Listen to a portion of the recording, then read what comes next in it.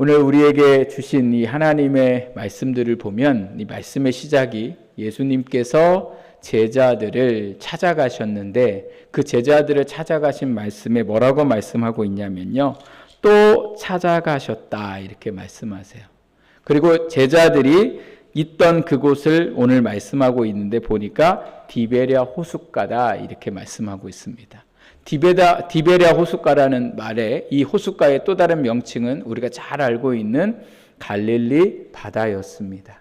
이 갈릴리 바다는 베드로와 오늘 함께 했던 그 제자들의 고향이기도 했고 그 고향에서 베드로와 제자들이 또 뭐를 하고 있었습니까? 거기서 물고기를 잡으면서 살던 곳이 바로 이 디베랴 호숫가였습니다. 그런데 왜 제자들이 예수님이 계셨던 예루살렘이 아닌 이 고향으로 내려왔을까요? 또 예수님은 이 고향으로 내려온 제자들을 왜 만나러 가셨을까요? 제자들은 예수님이 부활하셨을 때에 예루살렘이라는 장소에 있었습니다. 요한복음 20장 19절 말씀에 보면 이 제자들이 뭐를 하고 있었냐면 유대인들이 두려워서 문을 걸어 잠그고 그 안에 숨어 있었습니다. 그 이유가 뭐냐면 예수님이 붙잡히셔서 죽으셨던 것처럼 자기들도 예수를 따르던 사람이었기 때문에 혹시라도 유대인들이 자기들을 붙잡아 가서 십자가에 사형을 시키지 않을까 하는 걱정과 두려움 때문에 그들은 숨어 있었습니다. 이렇게 두려워하며 숨어 있었던 제자들에게 예수님이 부활을 하셔서 그들이 있는 곳으로 찾아가셔서 하신 말씀이 뭐냐면 평강할지어다. 평강이 너희에게 있을지어다. 이렇게 말씀하셨어요. 마치 아이가 엄마하고 있다가 엄마가 어딘가 보이지 않아서 막 불안해하고 두려워하는 가운데에 아이가 막 울고 있을 때에 엄마가 다시 와서 엄마 왔으니까 걱정하지 마 이렇게 말했듯이 제자들이 예수님이 죽으신 줄 알고 두려워하고 무서워하고 있을 때에 제자들에게 나타나셔서 내가 왔으니 이제 너희는 두려워하지 말아라. 그 두려운 마음을 버리고 이제 너희 안에 평강이 있기를 원한다. 이렇게 말씀을 하셨죠. 그리고 나서 예수님이 제자들을 떠나서 나가셨는데 나가시자마자 누가 들어왔냐면 예수님의 제자였던 도마라는 제자가 들어왔습니다. 도마라는 제자가 들어와가지고 있으니까 제자들이 뭐라고 얘기하냐면 아우 조금 더 일찍 오지. 예수님이 부활하셔서 우리에게 오셨었는데 그랬더니 도마가 하는 말이 그런 일이 있을 수 없다 이렇게 하면서 뭐라고 얘기하냐면 내가 예수님의 손의 못자국을 보며 내가 그 예수님의 손가락에 구멍 난 데에 내 손을 넣어보지 않고는 또 예수님이 창에 찔리신 이 옆구리에 내 손을 대지 않고는 내가 예수님이 살아계셨음을 내가 믿지 못하겠다. 이렇게 이야기를 합니다. 도마가 이런 이야기를 해서 그런지 예수님이요 8일 만에 다시 도마가 있을 때에 제자들을 찾아오셔요. 그래서 그 제자들에게 다시 평강의 이야기를 하시고 두려워하지 말도록 이야기하시고 뭐라고 얘기하시면 도마에게 너 일로 와서 만져봐 이렇게 얘기하시죠. 그랬을 때 도마가 이제 안 만지고 내가 주님임을 믿습니다 이렇게 얘기하니까 예수님이 뭐라고 얘기하세요? 보고 믿는 자가 아니라 뭐 하래요? 보지 않고 믿는 자가 뭐 하다 말씀하세요? 복되다 말씀하세요. 여러분 보고 믿는 자도 좋지만 보지 않고 믿는 자가 더 복된 것을 여러분 오늘 우리가 이 말씀을 통해 다시 한번 깨닫게 됩니다. 그래서 예수님이 2번이나 제자들에게 나타나셨어요. 그런데 이 제자들이 그 예수님의 2번이나 나타나시고 부활하셨음에도 불구하고 지금 어디에 가 있습니까? 이 디베랴 호숫가 갈릴리 바다에 가서 있는 거예요. 도대체 이 사람들이 왜 여기에 가 있을까? 여기에 대한 해석들이 참 많습니다. 특별히 이 요한복음이 왜 이 사람들이 여기에 갔는가를 좀 말해주면 좀 속 시원할 텐데 거기에 대한 말은 없고 왜 이 사람들이 여기에 지금 가서 있는지는 알 수가 없습니다. 그래서 학자들이 뭐라고 이야기하냐면 예수님께서 십자가에 돌아가시기 전에 내가 고난을 받고 죽었다가 부활해서 너희보다 먼저 갈릴리에 가 있을 거다. 이렇게 말씀했기 때문에 제자들이 이 말씀이 기억이 나서 갔다는 거예요. 또 어떤 분들은 예수님이 부활하셨을 때에 예수님의 부활을 처음 목격한 사람이 누구예요? 모르세요? 마리아잖아요, 마리아. 마리아에게 또 뭐라고 얘기하시냐면 내가 부활했음을 제자들에게 알리고 내가 제자들보다 갈릴리에 먼저 가 있을 것을 가서 말해라 이렇게 얘기를 하셨죠. 그래서 어떤 분들은 제자들이 예수님의 이 말씀을 기억하고 갈릴리 바다로 갔더라는 거예요. 또 어떤 분들은 예수님이 갈릴리 바다로 가시겠다고 말씀하셔서 간 게 아니라 제자들이 그냥 예수님의 말씀을 기억하지 못하고 예수님이 부활하셨음에도 불구하고 그냥 자기들의 고향으로 간 것이다. 그리고 예수님이 먼저 얘기하신 건 그 말씀이 이렇게 제자들이 믿음이 있어서 가서 예수님을 기다리고자 하는 게 아니라 그냥 자기들 생각으로 갔지만 그들이 그렇게 가 있을 것을 예수님이 알고 이런 말씀을 하셨다. 정확하게 모릅니다. 왜 이들이 여기에 갔는지. 그런데 오늘 이 사람들이 여기에 가서 뭐를 하고 있는가가 참 중요한데요. 3절 말씀에 보니까 이 사람들이 여기에 가서 하고 있는 게 뭐예요? 우리 같이 읽어볼까요? 시작. 시몬 베드로가 나는 물고기 잡으러 가노라 하매 그들이 우리도 함께 가겠다 하고 나아가서 배에 올랐으나 그날 밤에 아무것도 잡지 못하였더니. 아멘. 여러분, 이 사람들 지금 뭐 하고 있습니까? 물고기 잡으러 가겠다고 하고 배 타고 가니까 제자들도 베드로를 따라서 물고기를 잡으러 갔다고 말씀하고 있습니다. 만약 예수님이 살아계셨을 때 그리고 부활하셔서 마리아에게 내가 너희보다 갈릴리에 갈 거다 이렇게 이 제자들이 말을 듣고서 갈릴리 바다로 갔다면 이 사람들은 물고기 지금 잡을 여력이 없는 거죠. 물고기 잡지 않고 뭐 하고 있어야 돼요? 예수님이 부활하셨음을 사람들에게 지금 증거할 거라는 거예요. 그런데 이 사람들이 지금 하고 있는 게 뭐 하고 있어요? 물고기 잡고 있는 거예요. 물고기. 3년 전에 예수님 만나기 전에 자기들의 직업이었고 그렇게 많은 물고기를 잡았음에도 불구하고 다 버려두고 심지어 가족까지 버려두고 떠났던 사람들이 이 자리로 돌아와서 예수님의 부활을 정말 믿었다면 그들은 그곳에서 물고기 잡는 게 아니라 그 동네 찾아다니면서 뭐 할 사람들이에요? 예수님의 부활을 증거해야 되는 거죠. 그런데 이 사람들이 지금 뭐 하고 있어요? 물고기를 잡으러 갔더라는 거예요.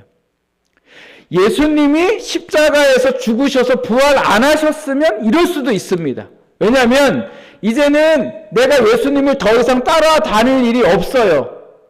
예수님이 살아계셔야 뭐 따라다니고 예수님의 제자가 될 건데 예수님이 죽으셨으면 뭐하러 예수님을 생각하고서 계속 예수님에게 머물러 있냐는 거예요. 그런데 오늘 예수님이 지금 죽으셨다가 부활하셔서 살아나서 자기들에게 나타났는데도 이 제자들은 왜 갈릴리 바다에 가서 물고기를 잡고 있냐는 거예요. 왜 물고기를 잡고 있을까요? 예수님의 부활이 보이고 기뻐했지만 더 이상 자기들과 뭐예요? 상관없는 부활이었기 때문에 그런 거죠.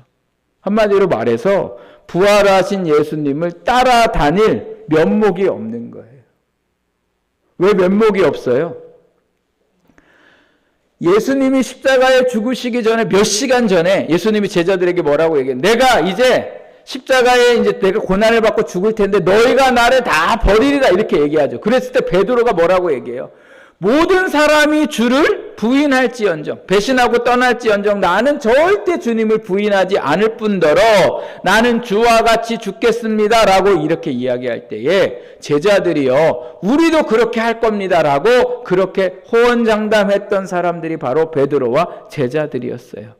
그런데 예수님이 붙잡히시자마자 했던 게 뭐예요? 도망가는 거예요. 도망가는 거예요. 심지어 예수님의 어떤 제자는 그 사람이 옷을 붙잡으니까 그 옷을 벗어던지고 알몸으로 도망갔더라는 거예요. 그리고 도망가서 한 일이 뭐냐? 그냥 꽁꽁 뭐예요? 숨어 있었어요. 예수님이 십자가에 그 고통을 당하시고 죽음을 당하실 때도 제자들은 코빼기도 비치지 않았어요. 그 베드로, 제자 중에 베드로만 대제사장의 뜰에 붙잡혀서 괴로움을 당하시는 그 예수님을 보려고 왔다가 결국은 한 게 뭐예요? 어린 여자의 앞에서 내가 예수님을 모른다고 저주하면서 부인했고, 그 후로는 예수님이 돌아가시고 났을 때에도 보이지 않았더라는 거예요. 근데 예수님이 돌아가셨을 때의 시간이요, 이제 곧 한 3시간 정도 지나면 이제 안식일로 접어들어요. 안식일. 금요일 날 6시가 되면 유대인들이 지키는 안식일인데, 안식일에는 아무것도 할 수가 없어요. 그래서 십자가에 죽은 사람들은 어떻게 처리하냐면 그냥 장사 지낼 수가 없으니까 가족이나 이런 사람이 없는 사람은 그냥 들에 버려지는 거예요. 들에. 그러면 짐승이 와서 그 시체를 뜯어먹는 거고, 안 그러면 누군가 땅을 파주고 그 사람을 그 땅에 묻어줘야 되는데, 예수님이 그 돌아가시고 나서 지금 짐승에게 몸이 뜯길 상황이 되고 그냥 땅에 묻혀야 될 수 있는 상황이 됐을 때에도 제자들은 예수님의 시체가 어떻게 됐는지에 전혀 뭐예요? 관심이 없어요. 다행히 아리마대 사람 요셉이라는 사람이 예수님의 시체를 빌라도에게 달라고 요구하고 마리아들과 함께 자기가 산 돌 무덤에 예수님을 장사 잘 지내어 주고, 제자들은요 다 숨어 있었어요. 근데 이렇게 숨어 있는데 누가 찾아오셨어요? 예수님이 찾아오셨어요. 아니 막 이렇게 제자들이 자기들이 잘못을 깨닫고 예수님이 돌아가셔서 너무 안타까워갖고 빌라도에게 가서 시체를 받아다가 자기네가 장사를 지내줬는데 예수님이 부활하셨으면 제자들이 막 얼마나 더 기뻐하고 얼마나 예수님 볼 때 그래도 조금 미안한 마음이 있었지만 그래도 좋았겠어요. 그런데 돌아가실 때까지 아무것도 안 했던 이 제자들에게 예수님이 나타나셨더라는 거죠. 나타나셔서 그 제자들에게 보이셨고, 또 한 번 보이시는 게 아니라 2번째 보이셨어요. 그랬는데 제자들은 예수님이 다시 살아나셔서 좋기는 좋았지만 그 다음에 뭐가 없어요? 염치가 없는 거예요. 그러니까 말씀을 어딜 찾아봐도 우리가 잘못했습니다, 우리가 다시 예수님 따라다녀도 될까요? 뭐 이런 질문을 하나도 안 해요. 오늘 말씀에도 마찬가지예요. 누구도 예수님인가 물어보는 사람이 없더라는 거예요. 그만큼 예수님 뵐 면목이 없었던 거죠. 그러니까 예수님은 부활하셨지만 제자들은 더 이상 예수님을 따라다니는 제자도 될 수 없고, 그러다 보니까 이제는 무슨 생각해요? 우리가 이제는 어떻게 먹고 살까? 내 인생을 어떻게 책임져야 할까? 그 전에는 예수님 따라다닐 때는 예수님이 자신들의 인생을 책임질 거를 믿고 예수님 따라다니고 예수님 말씀에 순종했는데, 이제 부활하셨음에도 불구하고 제자들이 뭐예요? 예수님을 따르지 못하고 자기들이 어떻게 먹고 살아야 할 것인가에 대한 염려 때문에 이 사람들이 뭐 하고 있더라고요? 물고기 잡으러 갔더라는 거예요. 예수님의 부활이 제자들과 전혀 상관없는 부활이 되었더라는 겁니다. 여러분, 저희가 지난주에 부활주일 감사 예배를 드렸습니다. 저희 교회만이 아니라 전 세계의 사람들이 또 교회에 모여서 예배를 드렸고, 그 예배 가운데에 순서를 맡아서 기도한 사람도 있고 찬양한 사람도 있고 저처럼 설교한 목사도 있었습니다. 그리고 부활을 상징하는 계란도 나누어 먹고 부활하신 예수님을 생각하면서 말씀을 들을 때 우리가 모두 다 예수님의 부활을 아멘으로 화답을 했습니다. 여러분, 이 정도 우리가 했으면 부활하신 예수님 때문에 우리 안에 부활의 신앙이 넘쳐야 되잖아요. 부활의 기쁨이 막 넘쳐야 되잖아요. 부활신앙으로 살아가야 되잖아요. 여러분, 부활신앙이 뭡니까? 내가 예수님과 함께 내 죄가 모두 다 십자가에 죽고, 그리고 나는 예수님과 새로운 생명을 얻어서 사는 옛사람이 아니라 이제는 새 사람이 된 삶을 사는 거잖아요. 그게 부활신앙인데, 그 부활신앙을 믿는다면 내가 예수님 믿기 전의 삶, 그 삶에 그 죄가 다 끊어지고 부활하신 주님과 함께 부활하신 주님이 원하시는 삶을 살고 있어야 되잖아요. 더군다나 저희가 지난주에 부활주의를 지냈는데, 그럼 여러분 어떠세요? 지난주의 삶이 부활주의를 지나면서 우리 집사님이 오늘 한 주의 시작을 주일날 와서 시작할 수 있어서 감사하다고 그랬는데, 저희 지난주에 부활주일에 부활하신 주님과 함께 한 주를 시작했는데 어떻게 매일 매 순간이 부활하신 주님이 주시는 기쁨과 감격으로 충만하셨습니까? 주님이 나와 부활하셔서 함께 계심이 막 믿어지셔서 인생에 어려움이 있고 힘듦이 있지만 그 주님과 함께 기쁨으로 살아가시고 주님이 내 인생을 책임지시고 내 안에 역사하실 것을 믿으면서 살아가셨냐는 거죠.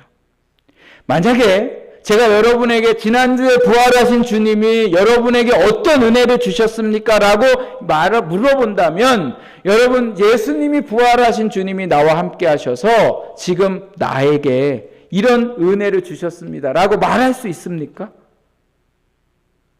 왜 말할 수 없으세요? 왜 저를 쳐다보는 눈들이 왜 다 제가 물어볼까 봐 걱정하고 계시는 눈빛이세요? 여러분, 예수님이 부활했다며요.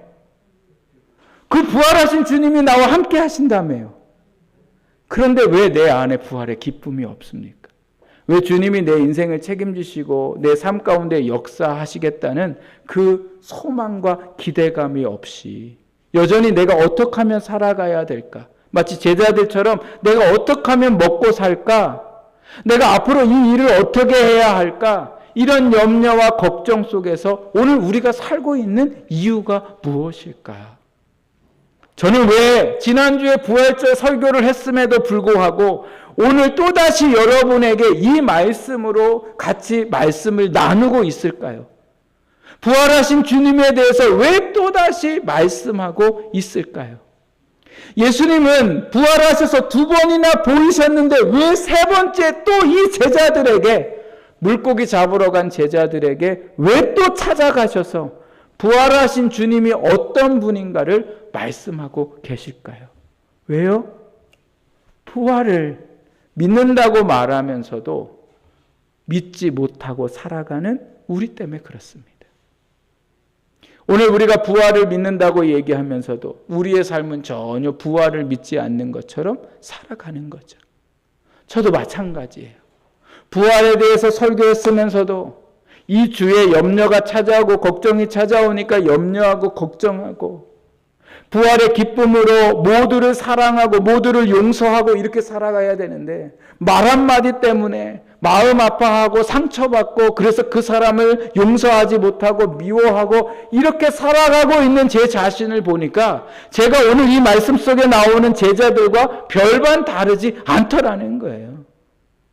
이 사람들은 진짜 봤으면서도 불구하고 예수님이 십자가에 죽으신 게 자기들의 죄 때문이고 이런 믿음 없는 사람들 때문에 십자가에 죽으셨다가 부활하신 건데도 불구하고 제자들은 여전히 예수님을 오해하고 있고 여전히 그러다 보니까 자기들의 삶을 걱정하면서 살아가는 삶의 모습을 하고 있더라는 겁니다. 저는 저희들의 자녀를 보면서 하나님 앞에 있는 저를 생각할 때가 참 많아요. 이 아이들이 노는 이런 어디 이렇게 돈 주고 가면요. 뭐라고 하는 거더라. 하여튼 놀이방은 아닌데 하여튼 뭐 여러 가지 노는 데가 있어요. 노는 데가 있고 부모들은 거기서 이제 뭐 차를 마시거나 이렇게 있고 애들은 가가지고 막 이 키즈 카페 가서 막 이렇게 저희 아이들이 놀 때가 있는데 아이들이요. 이 두렵고 낯선 곳이 따로 있는 게 아니라 어느 때 두려워하고 낯설어 하냐면 부모님이 없으면 두려워하고 낯설어 해요. 근데 반대로 두렵고 낯선 장소여도 부모님과 함께 있으면 뭐해요? 전혀 두려워하지 않고 낯설어 하지 않아요. 심지어 부모님이 함께 있으면 뭐 두려운 게 아니라 너무 흥분을 해가지고 버르장머리 없이 막 뛰어다닐 때도 많잖아요. 이게 자녀들의 모습인 거죠. 그래서 이제 저희가 키즈 카페에 가가지고 저희 아내와 저는 이쪽에 있고 아이들이 이제 3명이 막 신나게 놀아요. 막 신나게 놀다가 와가지고 한 번씩 저희 있나 없나 확인하고 가요. 확인하고 갔다가 있으면 또다시 신나가지고 싹 노는데 잠시 저희가 무슨 볼 일이 있어서 말 안 하고 잠깐 그 자리를 비웠을 때에 아이들은 영락 없이 뭐해요? 두려워하고 걱정해요. 그리고 열심히 놀지도 못해요. 왜? 누가 없으니까? 엄마 아빠가 안 보이니까. 그런데 엄마 아빠가 있으면 신나게 노는 거예요. 여러분, 오늘 부활하신 주님이 우리와 함께 계심을 믿는다면 우리는 그냥 입으로 믿는 게 아니라 지금 이 아이들처럼 우리의 삶에 나아가서 뭐예요? 신나는 거예요. 문제거리가 있어도 괜찮은 거예요. 이걸 어떡하지 염려하면서 그 염려 속에서도 주님이 함께 계시니까 내가 할 일이 아니라 누가 하시니까요? 주님이 하실 것이 믿어지니까 괜찮은 거예요. 내가 원하는 대로 내가 계획한 대로 안 돼도 꼭 생각할 때 망할 것 같고 잘못될 것 같아도 누가 계시니까요? 주님이 계시니까 괜찮은 거예요. 우리 아이가 막 공부도 안 하고 말도 안 듣고 막 이래도 주님이 나와 함께 계시면 이 문제 아이가 더 이상 뭐예요? 걱정과 염려가 안 되는 거예요. 왜요? 주님이 이 아이의 삶을 책임지실 것이 뭐해지기 때문에요? 믿어지기 때문에 그런 거죠. 그게 바로 부활신앙이고 그것이 바로 주님이 우리에게 원하시는 우리의 삶이 이렇게 되기를 원하셔서 뭐 하셨다는 거예요? 부활하셨더라는 겁니다. 그런데 왜 예수님이 살아계시는데도 불구하고 오늘 우리는 안 계신 것처럼 염려하면서 사냐는 거예요. 왜 걱정을 짊어지고 내가 어떻게 해야 고기를 잡을 수 있고 이 고기를 잡아야 내가 또 내 인생을 살아갈까? 오늘 우리가 그렇게 고기 잡는 데에만 전념하면서 살고 있냐는 거예요. 왜요? 오늘 부활하신 주님이 나와 함께 계심을 뭐하지 못하기 때문에 그래요? 믿지 못하기 때문에. 확신하지 못하기 때문에. 그래서 제가 지난주에 말씀드렸죠. 부활은 아는 게 아니에요. 부활은 뭐예요? 믿는 거예요. 여러분, 내가 믿기로 작정할 때 부활의 역사가 우리 가운데 일어나게 됩니다.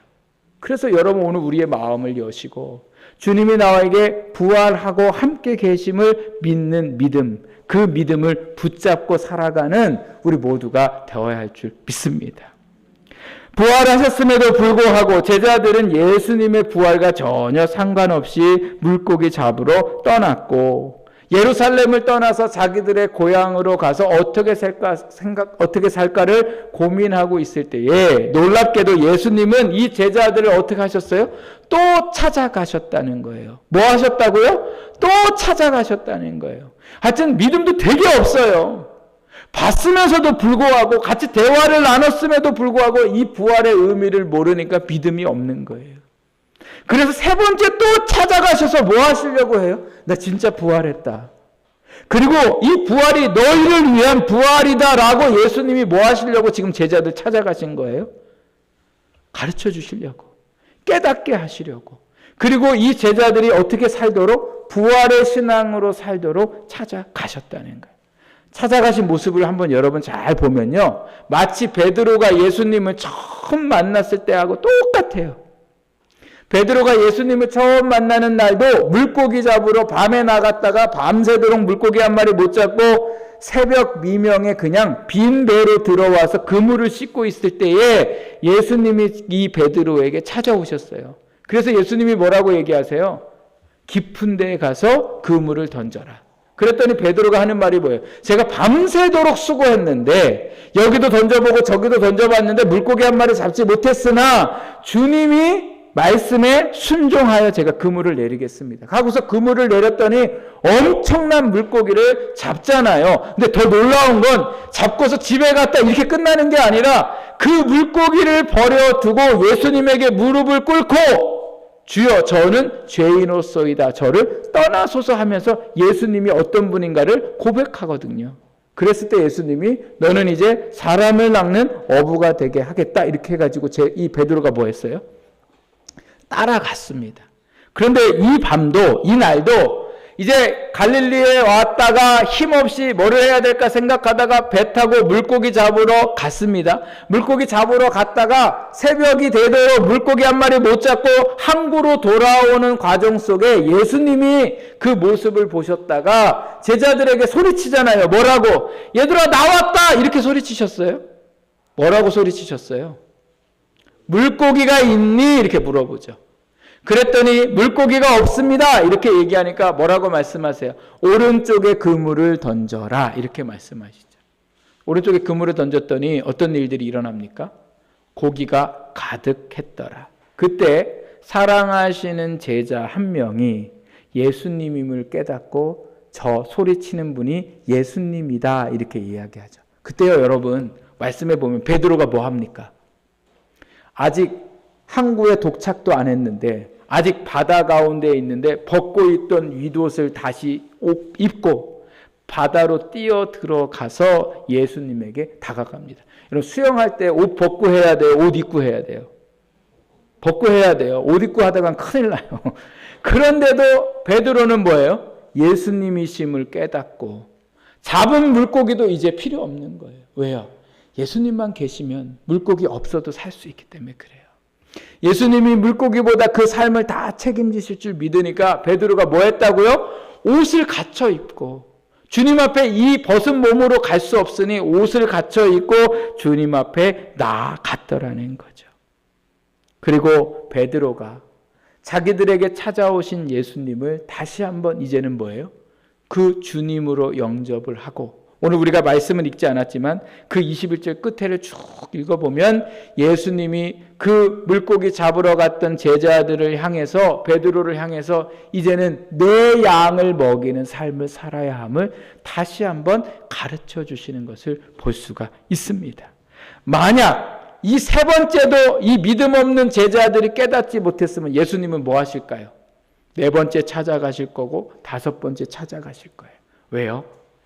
예수님이 너무나 사랑하시는 제자들이었고 그들이 부활신앙으로 살아가야 삶을 승리할 수 있기 때문에 그렇습니다. 내가 살았으니 이게 중요한 게 아니라 이 예수님이 살아 계셔서 그 삶을 믿고 부활신앙으로 살아가야 진짜 참된 인생을 살 수 있기 때문에 그렇습니다. 여러분 예수님이 제자들을 또 찾아가셨듯이 오늘 저는 이 말씀을 보면서 이 말씀으로 예수님이 부활하셨음을 오늘 우리에게 또다시 말씀하고 계시는 것이 믿어졌습니다. 저보고 내가 살아있다. 너 지금 자꾸 물고기 잡으러 가려고 하고 네 인생 네가 책임지려고 하지 말고 부활한 나를 믿고 부활신앙으로 살아라. 이게 오늘 하나님이 저에게 주신 말씀이세요. 그리고 오늘 이 말씀이 오늘 저뿐만 아니라 여전히 내가 부활을 믿는다고 말하면서도 부활신앙으로 살아가지 못하는 여러분들에게 주님이 찾아가 주신 말씀인 줄 믿습니다. 그래서 이제는 우리가 다시 한번 머리로 아는 부활이 아니라 정말 예수님이 살아계셔서 나와 함께 계심을 믿는 부활의 신앙으로 오늘 우리의 믿음이 확실해지시기를 주님의 이름으로 축복합니다. 그래야 살 수 있습니다. 문제가 있어서 문제가 없어서 있고 살고 죽는 게 아니라 문제가 있든 문제가 없든 오늘 우리는 예수님 때문에 살 수 있는 인생입니다. 지난주에 제가 이 영상을 하나 보다가요. 선한목자 교회의 김이경이라는 집사님의 간증을 듣게 됐는데 그 간증을 보니까요. 이 집사님이 딸을 낳았는데 딸을 낳고 21년 동안 불면증에 시달렸더라는 거예요. 여러분 21년 동안 잠을 제대로 못 자니까 그 삶이 얼마나 힘들고 괴로웠는지 육체의 힘듦보다 이 정신적인 고통이 너무 심했더라는 거예요. 아니 저절로 기쁜 일이 있어도 잠을 못 자고 나니까 기쁨이 사라져버리고 뭔가 하고 싶은 마음들이 사라져버리고 그러다 보니까요. 손 하나 까딱하기가 싫은 삶을 살고 있었다는 거예요. 이렇게 하니 남편도 집에 들어오니까 뭐 집에 들어오고 싶은 마음이 있겠어요? 남편이 점점 화내는 사람으로 바뀌어져 가더라는 거예요. 또 딸과 남편과의 관계도 안 좋아지고 가정이 완전히 이 집사님이 이 불면증으로 인해서 파탄 날 정도가 되었더라는 거예요. 그래서 21년 동안 이 병 좀 고쳐보려고 유명한 정신과 의사 선생님을 찾아가서 상담도 받고 또 내적 치유를 받으면 괜찮다고 해서 가서 내적 치유 상담도 하고 또 가서 공부도 하고 그렇게 내적 치유도 받고 또 어떤 기도원 원장님이 기도하면 능력이 많아서 고친다고 해서 그 원장님을 찾아가서 기도도 받아보고 금식도 해보고 별의별 짓을 다 해도 잠시 그 불면증이 없어졌을 뿐이지 또다시 불면증이 찾아와서 살 수가 없더라는 거예요. 그래서 너무 괴롭고 힘든 가운데에 이제는 그냥 매일 살아있으면서도 어떻게 하면 내가 죽을 수 있을까를 하루에도 수십 번 생각하면서 살아가는 산송장으로 살았다는 거예요.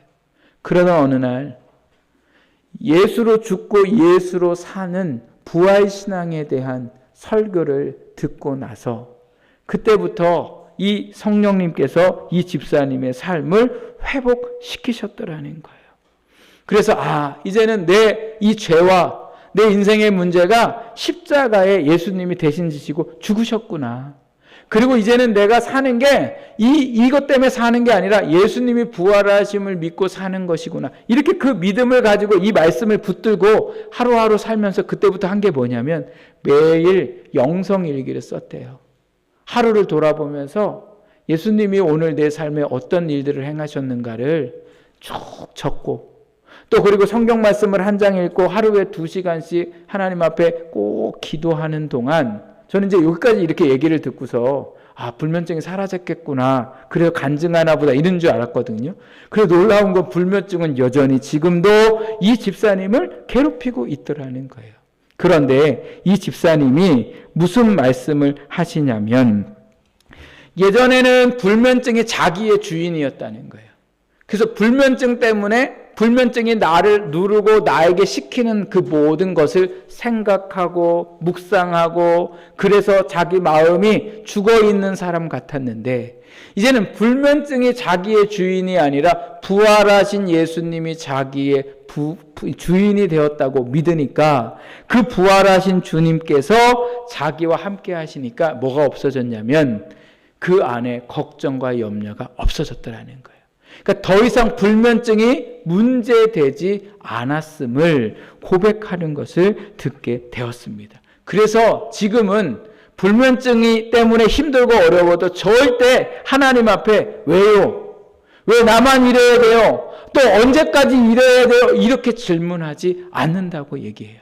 왜냐하면 부활하신 주님이 나에게 기쁨을 주시고 내 삶에 매일 이 불면증을 이겨나갈 수 있는 승리를 주심을 믿기 때문에 그런 거예요. 옛날에는 불면증을 이기지 못해서 맨날 불면증에 져서 살았다면 이제는 불면증이 있음에도 불구하고 부활하신 주님이 기쁨을 주시니까 이 불면증이 전혀 자기에게 뭐예요? 문제가 아니었더라는 거죠.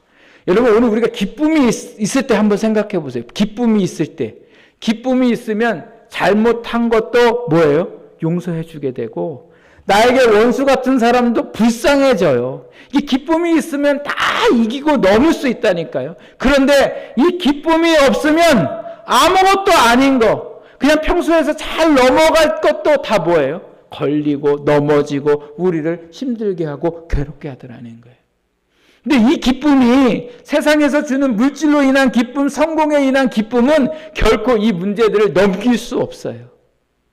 세상의 기쁨은 문제가 해결돼야지 기뻐요. 그러나 예수님이 주시는 이 부활의 기쁨은 문제가 있어도 기쁘고 문제가 없어도 기쁜 것이 바로 이 부활의 기쁨이며 부활의 신앙인 줄 믿습니다. 그래서 여러분 오늘도 예수님이 나를 위해 부활하셨고 그 부활하신 주님이 나와 함께 계심을 믿고 그 믿음을 붙들고 살아갈 때에 반드시 이 집사님의 삶에 기쁨의 역사가 일어난 것처럼 우리의 삶에도 동일하게 일어나게 될 줄 믿습니다. 이제 여러분에게 한 주가 펼쳐지잖아요. 어떤 일들이 있을지 몰라요.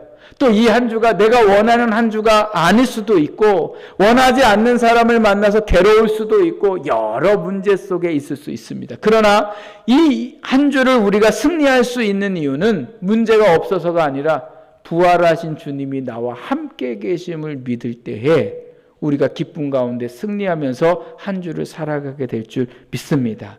예수님은 부활하셨고 오늘도 저와 여러분 가운데 함께 하십니다. 그 부활신앙으로 승리하시는 복된 삶을 사시기를 주님의 이름으로 축복합니다. 기도하겠습니다.